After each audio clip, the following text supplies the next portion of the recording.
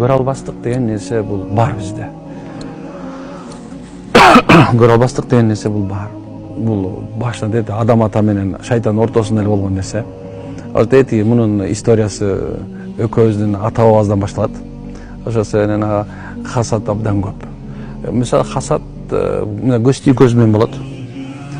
Көз менен болот. Хасат болсо жүрөктөн болот. Бул жалпылай түрдө баардыгы арам, экөөнөн башкасы. Bir adam бай болуп, адамдарга садак ихсан кылып атса, сиз айтышыңыз керек, мен ушундай болсом депчи. Бул адам. Мен да берет элем деп.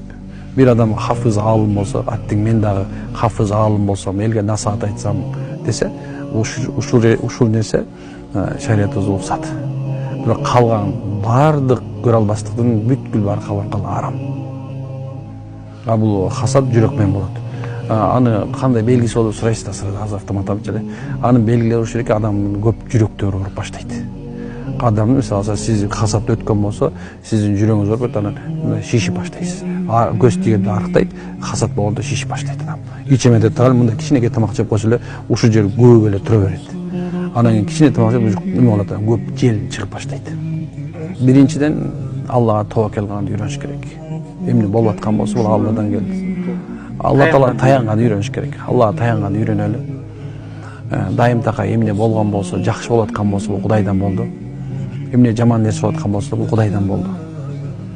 Бир аз сабыр кылганды үйрөнүшүбүз керек. Анткени сабыр деген каниет кылып Кудай Таала берген тагдырга ыраазы болуп отура турушубуз керек. Арга жака чуркоонду токтотуш керек. Панически эки жака чуркап эмне кылам деген нерсени токтотуш керек. Алланын үйүнө кел. Түнкү намазга тур.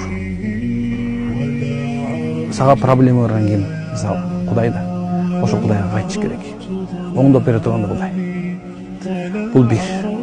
Экинчиси субханалла, эгерде сен ушул нерсени кылып да жете албайсаң, анда сени руханий коргой турган, руханий сага тарбиялеп турган устаздан алда бар. Анан ар бир нерсе кылып аткан ишиңди Кудайдын мыйзамынан ары чыгарып ийме. Бирөөнү күнөөлөбөш керек. Сенин тагдырыңда болуп аткан нерсе өзүңөн башка эч ким күнөөкөр эмес. Бул ошо эки.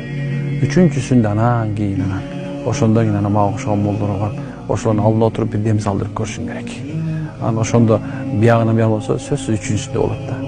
Адам өзү биз мусулмандар азыр ошол замат эле эме болуп калдык да. Өзү жоготуп ийгенди үйрөндүк да. Руханий тарбия аз болгон себебиненчи.